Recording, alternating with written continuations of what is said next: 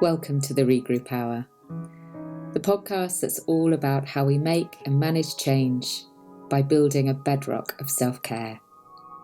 Self-care that comes from self-awareness and self-compassion.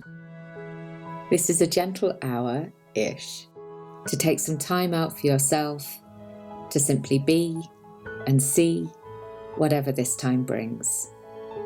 It truly is an opportunity to regroup.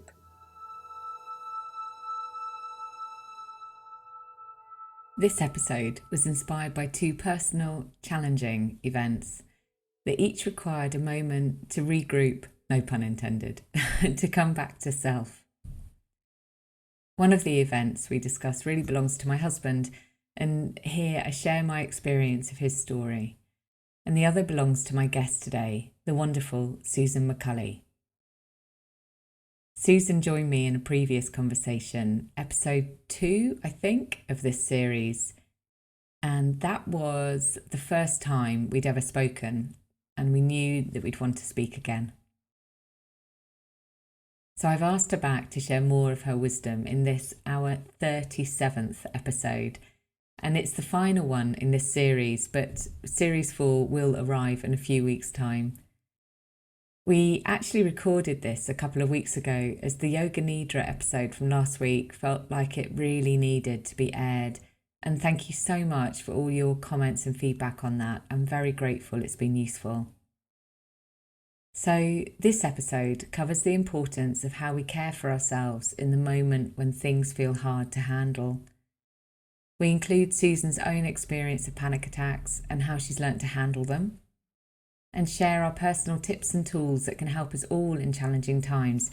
You'll hear that I tend to think of these as first aid. And as ever, there are tender aspects of what we discuss, and they may raise thoughts and feelings for you too. And there's more information in the show notes and further resources to explore if that feels useful. I'm very mindful that we're all in another period of transition, so this feels a timely moment to be sharing this conversation. I hope you find it useful, and I look forward to being with you in Series 4. And finally, before we begin, you may hear the sound of a chair squeaking in the background.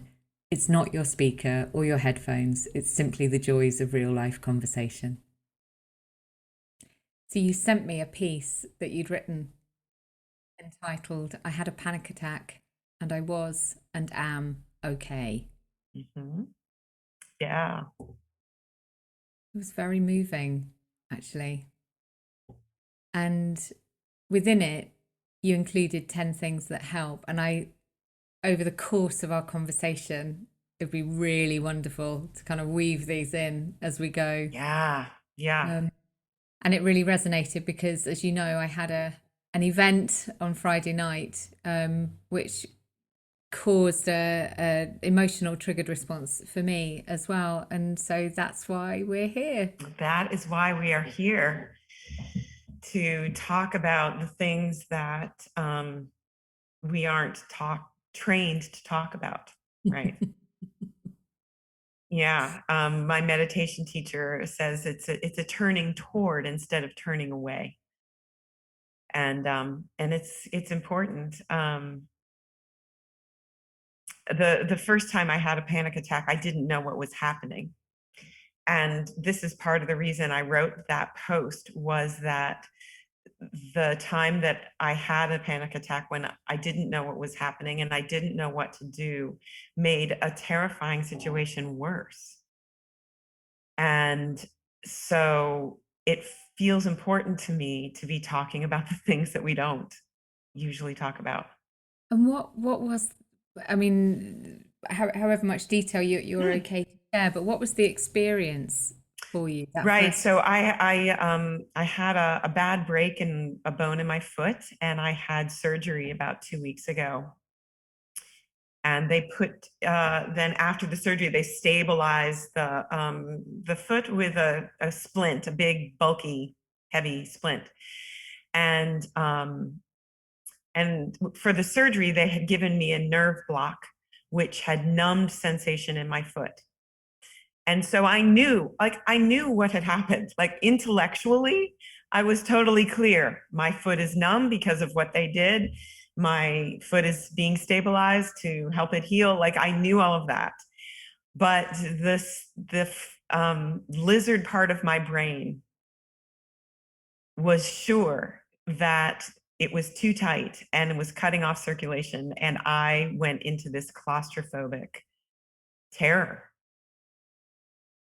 and tons of sensation and tons of emotion that were really intense that came all at once. And as I say,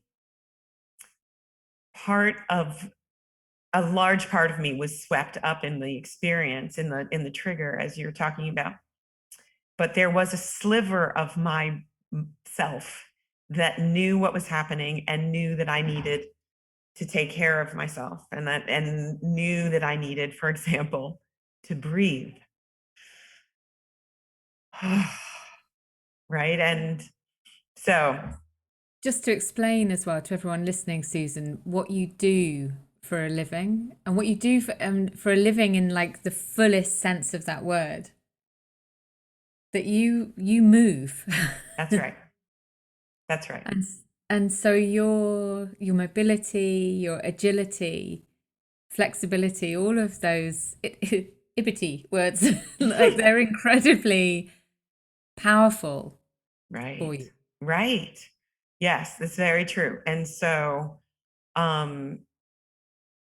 there there's lots of layers there, right? There's a lot of identity layers.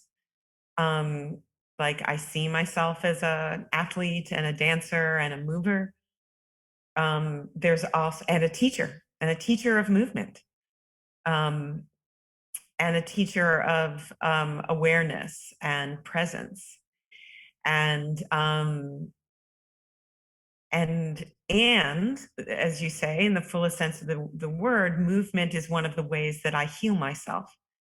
It's one of the ways that for sure I have navigated the pandemic, has been moving. And to have that not available, it's like this huge resource is not there, which is its own flavor of claustrophobia.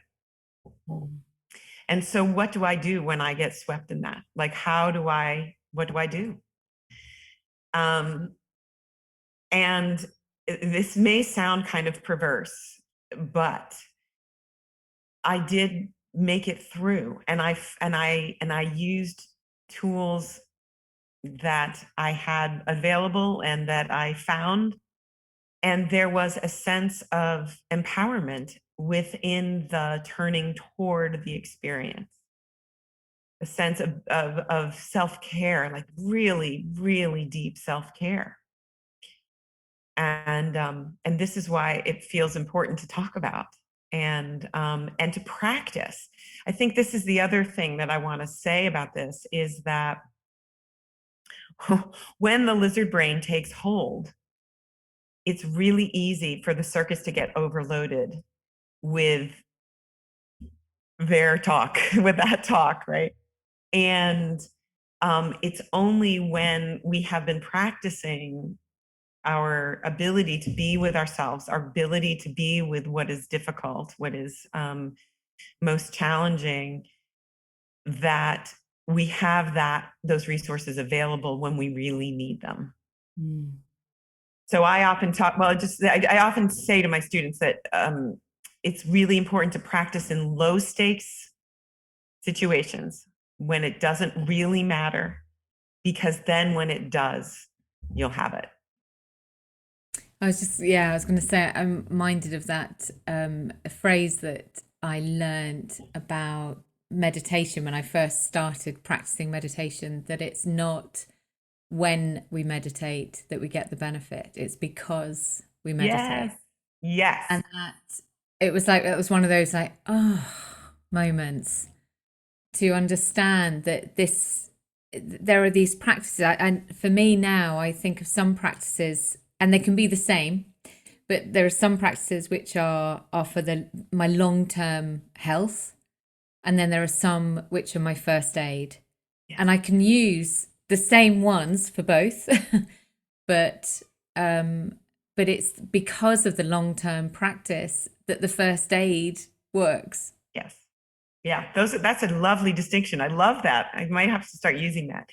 That there are things that are sort of systemic, and then there are things that are for acute situations. Yeah.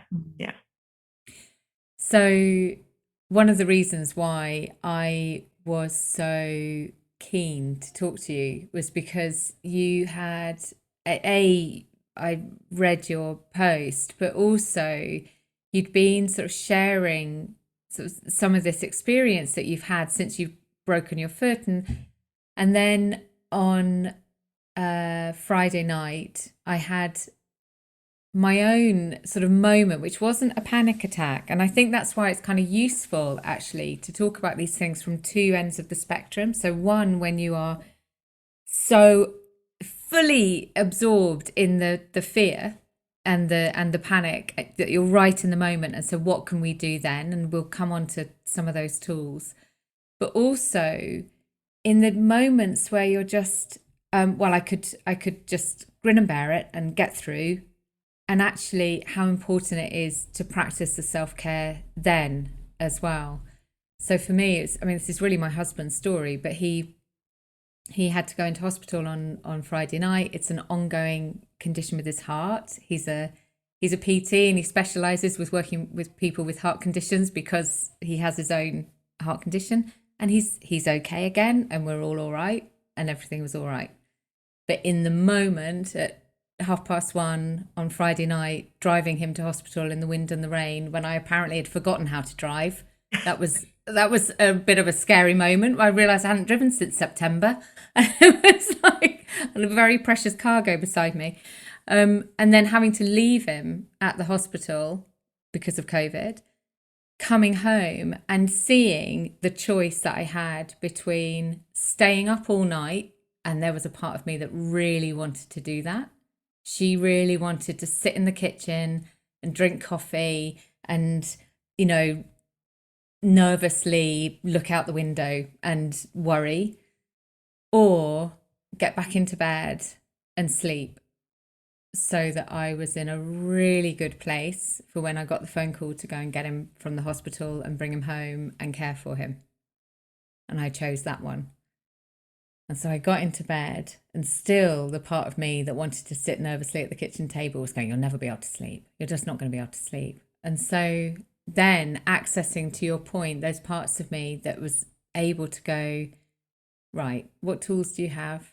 What's going to serve you here? Yeah. And I slept. Yeah.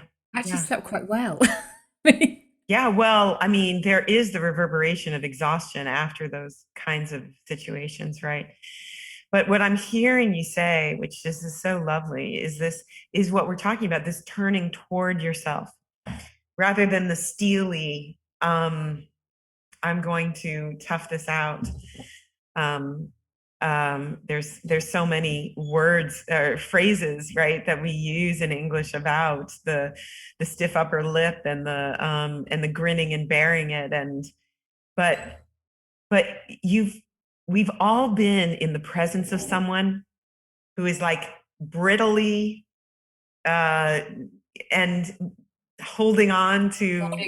That was the phrase that I had in my and intuitively right away we know that that's what that is, and that it's not actual optimism or cheeriness, or that is a protective coating over what's really happening. And so that's really, so one of the phrases that came to me when I was so over the weekend, and then I knew that I had a really, really busy week this week. It's been lots of client meetings, lots of other sessions, and I knew I didn't have the space to say I need time for me, and I need time for Anton. And actually, health-wise, he's okay, so it wasn't appropriate. But I also knew I needed to care for myself. And this phrase of getting under the blankets but inside came to me, and this sense of literally wrapping myself up inside. So rather than that brittle carapace right over me, it was a soft, sort of comforting internally, which then meant I could keep going and I could do my sessions and I could show up fully and appropriately and absolutely wholeheartedly with the people that I was working with, but still hold myself in a safe place. And then night before last, Anton and I were talking, and I suddenly said, "Oh, I feel really sad." He said, "Do you?" I threw him off. He said, "Do you?" And I said, "I do. I feel really sad." And even as I was saying it, I can feel my eyes welling up. I'm laughing about it, and I just said, "I do. I think this is Friday night, Henny." And she got out of the blanket and just gone, "Actually, I just need to cry now." And so I sat and I just cried for a little bit. And then I was okay. And I feel absolutely fine, even though I know I've got like glistening eyes. It's okay, right? Yeah. Right. I mean, I think that my therapist tells me over and over that emotions just move. They just move. And that's all they want to do, just like our bodies, right? And so gosh, as I'm saying this, it's kind of no wonder that being in a cast is so challenging for me, because allowing our bodies and our emotions to move allows them to release and let go. And it's when we're like, I'm good. No, I'm good. I'm good. That they get buried and lodge themselves and squirt out in strange and disproportionate ways, right? Yeah. So and to your words, like, get lodged. I mean, literally get lodged. Literally. Oh no, body. Literally get lodged. Yeah. Especially, I mean, I'm not saying this in a sort of melodramatic way, but what you're describing on Friday night and the experience of surgery and injury and illness, they are trauma. And if we don't allow ourselves to feel it, literally, it does get stored in the body. Wow. There's a wonderful book called The Body Keeps Score. I think about it. You know it? Yeah. I'm reading it right now. Are you really? Yes. It's, oh my gosh. It's an intense book because it's full of trauma, but it talks about the manifestations of not letting it move. Like what happens when we hold on to it, when we grasp at it. And that beautiful way of, the word emotion is energy in motion. Yes. And it's such a recognized way of dealing with, when we get a surge of whatever it might be, because we're all human and we all get them. And in fact, I was sharing with you, I had one earlier today where I ended up just actually swearing about the thing. Yes. And it was just, and I just had to express what was going on. And then once I'd done that, it was okay. Yeah. It was okay because I allowed it to move through my body. And I was actually moving my arms as I was saying it, because I think intuitively we know what to do, but we are taught to, and we talked about this, I think the first time we spoke, we're taught to hold it. We're taught that that's the adult way, or that's the grown-up way, that's the polite way, the nice way, sensible way, whatever it might be. And that is true to a degree. It's not always appropriate to have a tantrum in the middle of the supermarket. That might not be appropriate. But my mini tantrum that I had in my office today, that was okay. Right. And it was I recognized I needed to express what was going on. Right. No, I think you're absolutely right. It isn't always appropriate, but to me, when I'm in a situation where it's not appropriate, I'm sort of putting a little mental, emotional post-it note that I need to move when I get into the car after they don't have what I want in the grocery store or whatever I'm having my tantrum about in the store. When I get in the car, I turn on some really loud music and sing really badly out the windows or something, Yeah. But then we move it. Yeah. Well, I mean, and you see it with animals as well, with dogs, when they've had an interaction with two dogs and they'll shake That's afterwards. right. That's right.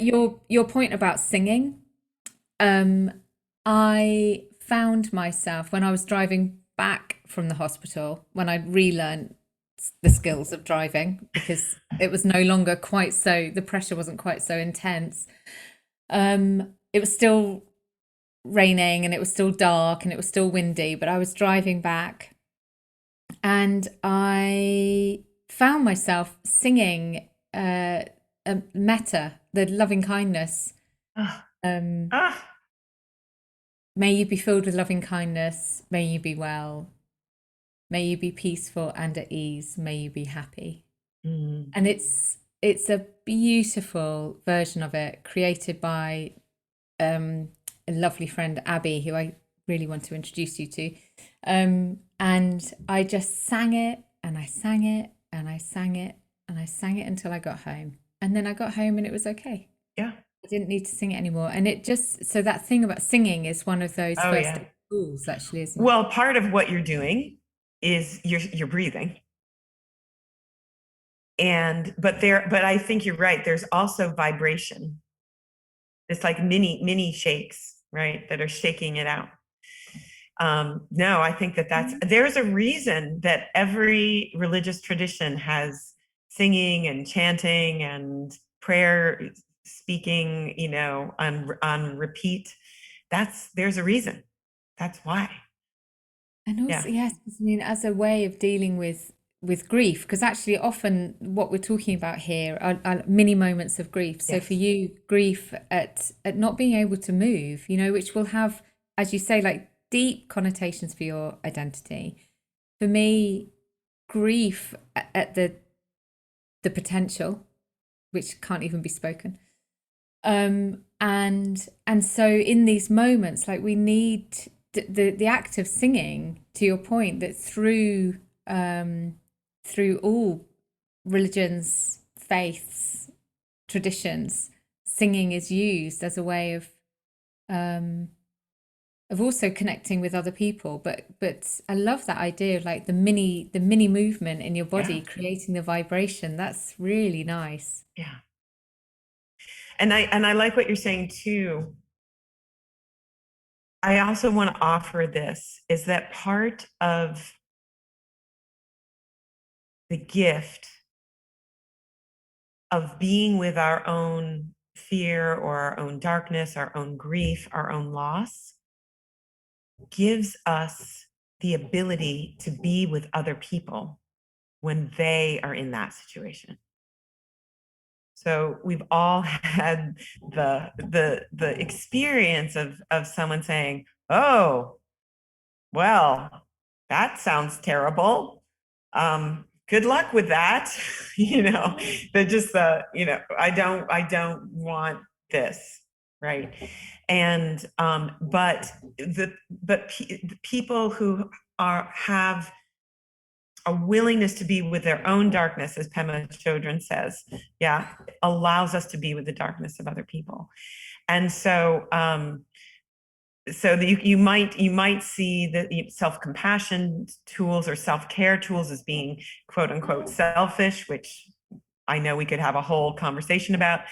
But if you think about it as, this is giving me the ability to be with others. And it's like stretching my compassion, my empathy muscle. It is opening my heart and allowing me to be with myself, but allowing me to be with other people when they need me or when they need support. Absolutely. And I think, yes, so for me, that felt very resonant with the story I was just sharing, because I needed to make sure that I was okay to be able to deal with whatever I needed to deal with. I needed to be okay for that, for Anton and for my son and for myself. Yeah. But what you're sort of saying there is also that, and something we touched on before we started recording, was that point around the difference between compassion and sympathy. Empathy and sympathy. Empathy and sympathy. Well, yeah. Or Yeah. sympathy and compassion. Sure. Yeah. Then you can use those. Yeah. And there's a Brené Brown quote, which, and it's, when I first read it, I was a bit like, I don't know if I understand it. And then I just thought, oh, she's so right, that Dr. Yes. Brené Brown. So empathy fuels connection. Sympathy drives disconnection. Yes. Discuss, Susan McCulley. Well, I mean, I totally agree that Brené Brown has a way of being able to articulate what we've all experienced in some ways, and maybe we can link to something of hers that speaks in more depth to this. But the idea is that sympathy is when we are distancing ourselves from the suffering, when our capacity to be with the suffering is not there, and that's when we are like, ooh, well, sucks for you, good luck with that. And Poor you. yes, poor you. Pity falls in that category too, right? Like, oh yeah. Whereas empathy or compassion is when we can say, I will sit with you in this place, and I will be with you in this place. And you so beautifully talked about that in your experience, is that's what you chose, is that you bundled yourself up and you said, hey, Henny, Friday night, Henny, I am going to stay with you. I am right here, and I am not going anywhere. I am not going to leave you in this. And our ability, as I say, for us to do that for ourselves is what allows us to do that for each other. And it's not easy. It's not easy practice. There is so much of us that want to make it, to ease it, to make it better, but it's counterintuitively, it's like letting it be is what allows it to move and transition into whatever is next. Yeah. And so there's something there as well around not instantly reaching for a distraction, because so often that's also a conditioned response, isn't it? I feel pain, so I seek something that resolves the pain, whether that's food or alcohol or shopping or whatever it might be. Scrolling. Yeah. And so there's this lovely sense that is coming through here around feeling empathy for ourselves. So recognizing that we're able to bring that sort of that calming, empathic attention to ourselves, just in the same way that we may bring it to other people. Yeah. And I know that one of the tools that you used when you were having your panic attack was to say to yourself, it's okay. It's okay. Just to remind yourself of that. Yeah, there were a couple of things that that I was repeating to myself, and one of them is, this is okay. It's okay. In the sense that, first of all, this will pass. It will change. And this is something that it's so easy to get stuck in, is that this is the way it is going to be now. That Anton's going to be sick, and that's the way it's going to be now. I can't move. And that's the way it's going to be now. Or I'm frightened, and that's the way it's going to be. When we know on some level, but this reminder that this will pass, it will pass. And that it's natural, right? That there's nothing wrong. There's nothing wrong with strong emotion. There's nothing broken about you. There's nothing that you're messing up because you're feeling this way. That was another thing that was just like that kind of reassurance is really, I think, helpful, it's fine. And then the last piece was this reminder that I am going to stay with you. I am not going to turn away. I'm not going to go, watch TV, and I am not going to leave you in this. I am going to stay with you. And so, so these reminders, these reassurances help us get our more our bigger, more human brain, the less frightened parts online. Like, okay, right. Even if it still feels scary, that reassurance can make a huge difference. It's also much more efficient as well, because if we go and distract ourselves by switching the telly on, which could easily be something that I would do, is quite, it's a numbing tool. By doing that, you're actually prolonging the process. So if we can come in and notice, even if we can't directly deal with it in that moment, but we can just notice that there's something there, even that can then really help with how we are able to move through the experience without it sticking to us. Because so one of the things, I'm sure you see this a lot with the people that you work with as well, is one of the things I see with my clients is the repetition of patterns. And the initial incident could be something that somebody without empathy might look at and go, oh, really? What? Just that? Honestly? Like, well, at least blah, blah, blah, blah, blah, to use your phrase. I want to come back to that. But, then that creates a ripple, a pattern that goes through our lives. So, something that, again, to an outside eye might look relatively minor, to us feels massive. And so the sooner we can deal with the stuff that is making the emotion surge, the easier it is to release it.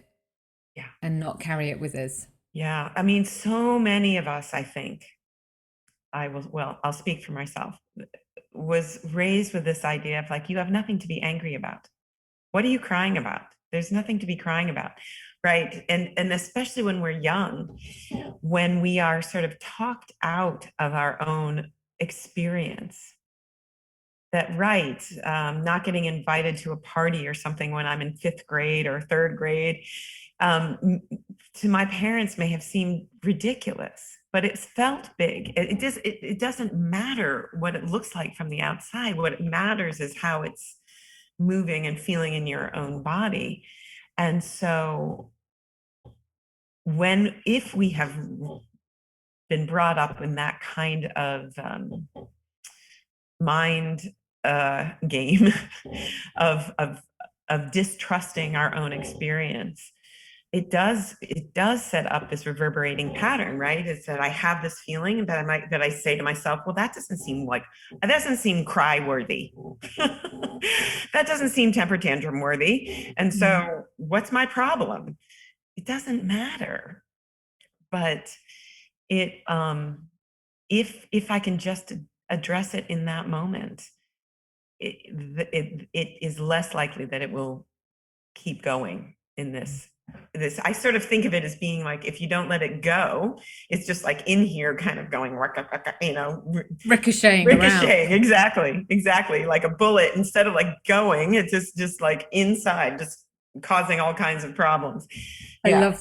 I love that image. And there's something as well about, so one of the things that we're left with as children, if we're not able to honor our experience, is, well, there must be something wrong with me, because I'm still feeling it. Even though I'm being told not to, I'm still feeling it. So I must be broken in some way. Yes. And then we come up into adulthood and we think, oh, well, I need fixing. And if there's one thing that we can make really, really clear, nobody needs fixing.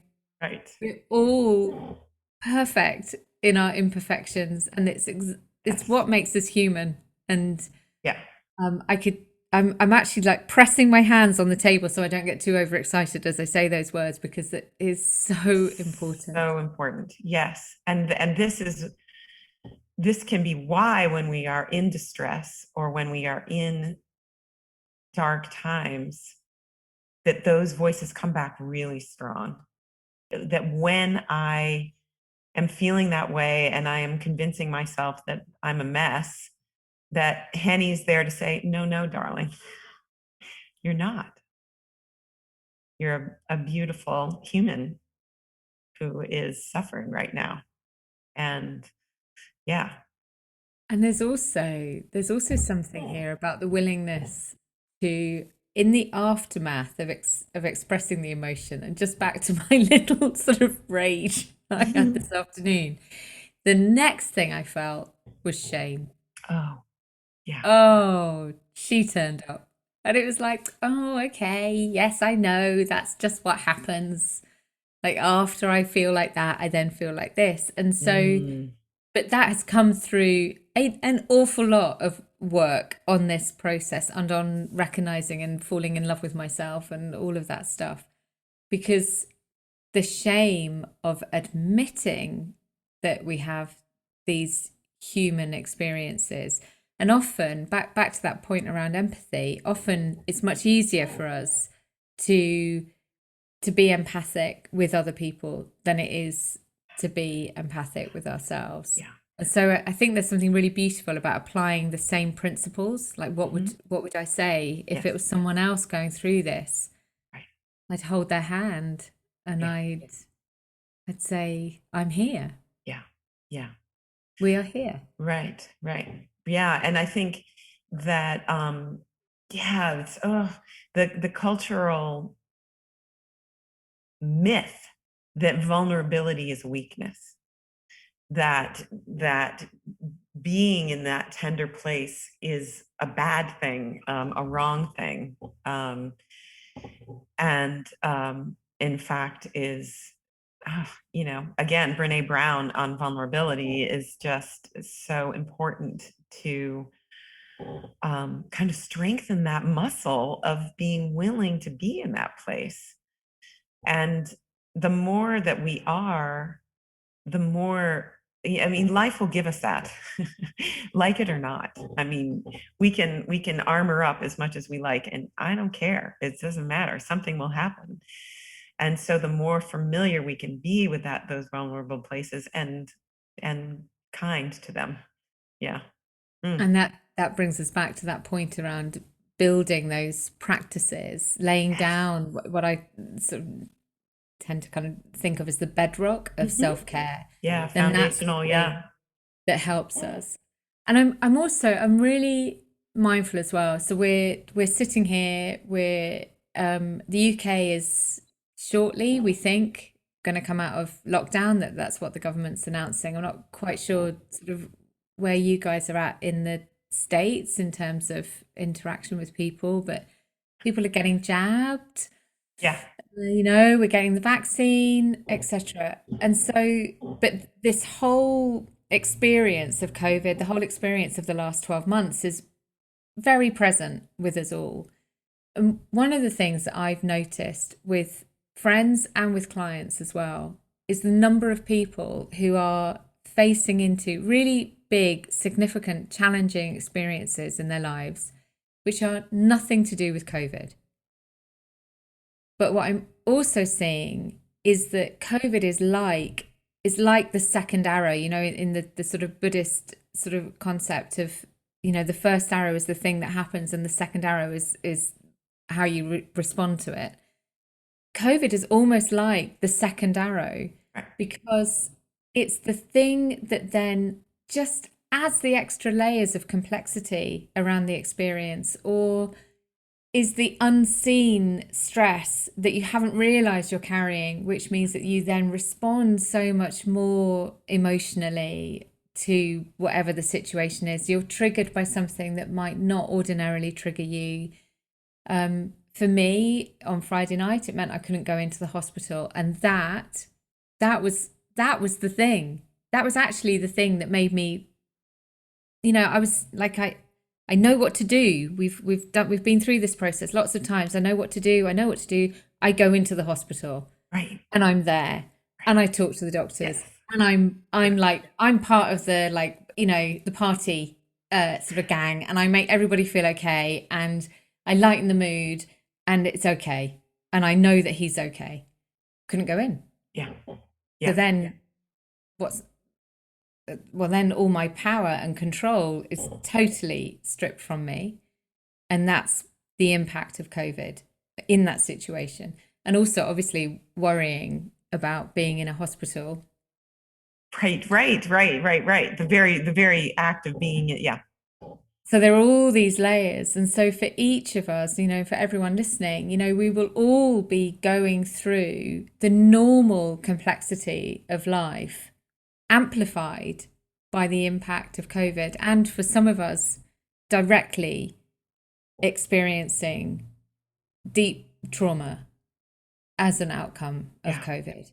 Yeah, I think there's so much there, Henny, so much that I would love to acknowledge that that first of all, it's like you've got extra rocks in your backpack. You're carrying your regular backpack.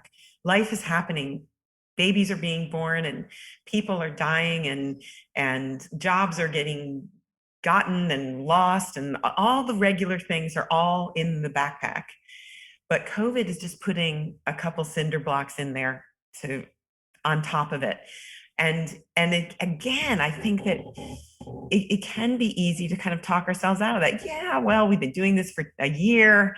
Everybody's going through it. All of these things that we can kind of use to say it's not such a big deal when it is. And the other thing I wanted just to pull out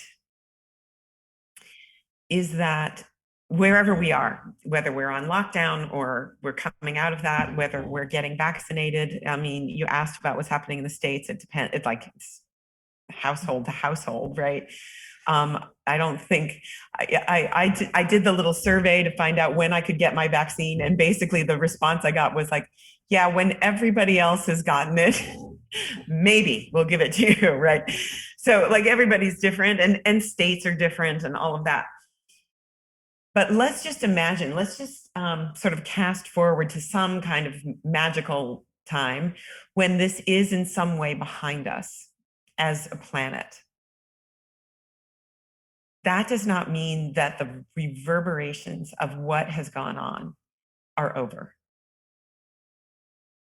That it's like, just because the funeral has happened doesn't mean that we're done with this. It's not. I think this is so important to talk about and to say, to remind ourselves about the layers of challenge that are just inherent in living on the planet right now, whoever you are, wherever you are, and allowing that to be part of what is so. I mean, like having a broken foot. I used to be able to make breakfast, lunch, and dinner before, 9 a.m. I had everything all now, no, that's not happening. And cutting myself that slack is really important, and being tender with ourselves, endlessly tender with ourselves. Our catchphrase, Susan. Yes. That's what, when we do our podcast together, Henny, that's what we're going to call it. That's what we're going to call it. Oh, okay. Oh, excellent. And whenever that happens. Yeah. Whenever that happens. Yeah. And so this comes again back to these practices of self-care. This, laying down these practices and really paying ourselves that attention, so that, I love your analogy of the backpack with the extra cinder blocks in, I think we call them breeze blocks in the UK. Okay. Heavy concrete things. Yeah, heavy, these things, and they're big, and they go in the backpack. And that idea that actually the practice of self-care is the thing that builds your muscle and that makes you flexible and gives you the strength to carry it. And actually, we're talking about resilience there. Sure. And it gives us the skill to know when to put it down. Yes. Oh, I like that. Yeah. Yeah. When to rest, when to take it off and just go, yeah, enough for right now. It's enough. Yeah. enough. Yeah. And so, yeah, I find it, I will just own that I can feel my own impatience, my own frustration with the situation, with different people's choices, with different people's reactions, response. Like, I can feel that. And for me, when that comes up, that is a sign that there is something that I need to tend to. Right. I think it's, and so I think that frustration, impatience is so natural, and it is the little tap on the shoulder to how about you put the backpack down? How about you find the tools that will support you, not cover it over, not armor up, but will actually allow healing and sweetness, kindness, tenderness for yourself. Yeah. Because so much of what we're talking about is actually the willingness to rest, the willingness to allow ourselves the courtesy of rest. And back to that point that you made earlier about so often, when we go into that brittle place, and I know, from our previous conversation, and people who listen to the podcast would heard me talk about it before, that before I became ill and then started getting better, I was brittle. It was like I was held together, but with a really big shiny smile, and quite a good actress. So, I didn't fool everybody, but some people were fooled. I was fooled. Yeah, right. Myself. But that kind of brittleness rather than the softness of coming in and acknowledging when we need support, when we need to put the backpack down. When we need someone to help us carry the backpack as well. This analogy. Man. That's so big. So big. It's the willingness to ask for help. Say that again, Susan. Willingness to ask for help. Yeah. The willingness to say, I cannot cook every day. Somebody please bring me some soup. Please. I can't. And again, that requires my ability to be in that vulnerable place to ask. But, it's such a gift to ask. We've all been on both sides. I hope that everyone has had the opportunity to both ask and respond to requests for help. And it always feels like a gift to me if somebody says, bring me soup. I'm like, are you kidding me? I'm like, so there. And sometimes help can come from unlikely quarters as well. So there's back to that vulnerability piece about the willingness to be open to where we might receive that help, because if it's not available to us in our immediate environment, to see, well, where else could I turn, becomes really important. Yeah. I was just wondering, are there any other tools that you've used yourself? Maybe even in the moment of your panic attack, and then as you sort of came out of it, any other tools to share? Yeah, well, we talked about this a little bit, but I think that it bears highlighting that one of the things that can happen in stressful situations is that tension starts to build in the body in a way that we might not even notice. And this can happen in a very dramatic and a quick situation, but it can also build up over time. And so, COVID could be a traumatic situation in which we sort of have this creeping accumulation of tension. And one of the best ways to release that kind of tension is to intentionally squeeze and then let it go. And so this was one of the things that I did in the midst of the panic attack, but it's one of the things I teach in my movement classes too, is to find a place of tension and then like, okay, shoulders, give them a super big squeeze and squeeze a little more and then let them go. And what that does is it basically is giving your body an indication it's okay to let go, that it's okay, that you don't need to hold that it's not necessary. And I find that to be tremendously helpful. You can do it with any body part. You could do it on a Zoom call underneath the table and no one would know, right? You could just be squeezing, squeeze your hands and just shake them out. And I really encourage people to experiment with that. Notice where you tend to hold tension. We can know, yeah.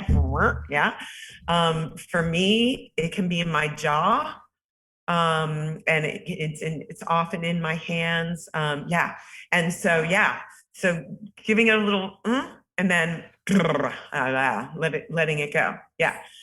And it's so that was hugely helpful. But in general, I think that the big three that I would say is find a way to exhale. Let yourself exhale as much as you can. And if you're in the thick of it, that might be like next to nothing, but just focusing on the exhalation. What's likely to happen when we're stimulated is we just inhale, and we forget to exhale. The second thing is to talk to yourself. Find words of reassurance, words of support, words of I'm here with you, whatever that looks like. For some, the words that I mentioned before wouldn't land with everybody, but find those reassuring words. And then use sensation. Use sensation, whether it's squeezing or hugging, using a blanket like you did, like wrapping yourself, hugging, looking out the window, what can you see in your space? It's a great way to orient your body and your mind. Listen for sound, smell, taste, have some cold water. So those feel like the three big things. And you can granulate them some, and maybe we can put a link to the post which has the list, but there are lots of variations on all of those things, but those feel like the big ones to me. And I think that that third one, that act of grounding yourself is an act of reminding ourselves that we're here now. So going back to that, the thing I was saying about the stories that we carry and the patterns that we see, that if your experience in the moment is triggered because of something that's happened in the past where perhaps you weren't safe, then holding yourself here in the literally holding yourself here in the present is a way of being able to remind ourselves that actually it's okay. Yeah. It's okay this time. I had an experience a few weeks ago where I was hugely triggered by something in the middle of a meeting with a corporate client. And it was actually really important for me because the trigger for me took me back to when I was ill. I suddenly went into a huge fear response that if I did this piece of work, I was going to get ill. Like the most illogical, doesn't make sense at all. My rational brain had flown off and I was in full amygdala response. And I thought I was going to get ill and I thought I was going to die. I mean, it was as simple as that. And quite honestly, of course, that's what I thought. Anyway, so I'm in this meeting and I said, I am currently feeling very triggered and I need to name it because this is one of the tools that we will teach in, that naming it is part of sort of taking some of the power out of it. And I said, and I'm just going to put myself on mute and I'm going to do some breaths. And then I have a stone, a turquoise stone, which I use when I'm doing like public speaking or something. I always have it with me. And I held that and I sat and I did a humming breath to activate the movement inside my chest.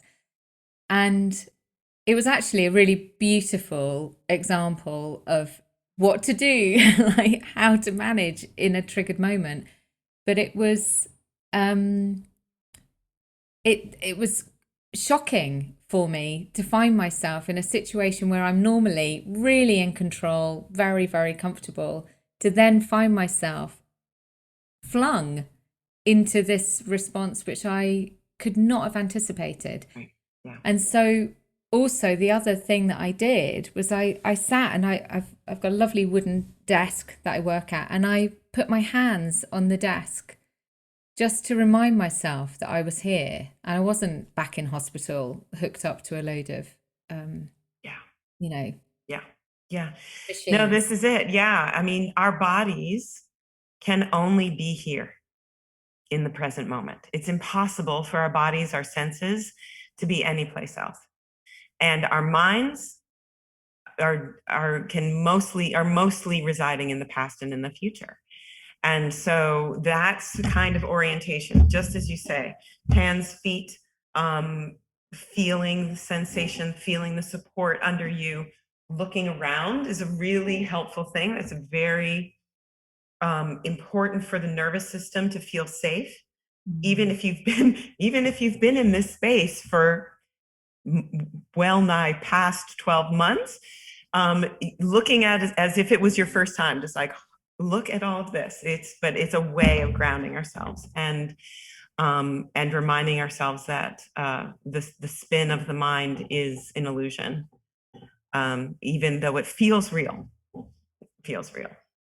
You know, there's I can't remember if I mentioned this to you when we spoke briefly earlier, but one of the things that I did after that conversation is I went and I had a little chat with my inner voice, which resulted in my darling girl, which I thought I could share. Yeah, that sounds. Because it resonates with something that you said, actually, completely by chance. And what I wrote was, my darling girl, I am here, I am here, I am here. I am holding you, I am loving you, I am with you. This will pass. I promise you, my love, this will pass. I am here. Sit with me. I am here. Speak your words. I am here. Hold my hand. You are here. You are here. You are here. Oh, that's it. That's it right there. Yes. It's so beautiful. And that whole idea, actually, of reminding ourselves, you know, this too shall pass. Yeah. It's a pretty powerful message, I think. Yeah. And can be hard to remember in the moment, but it is a useful one. Yeah.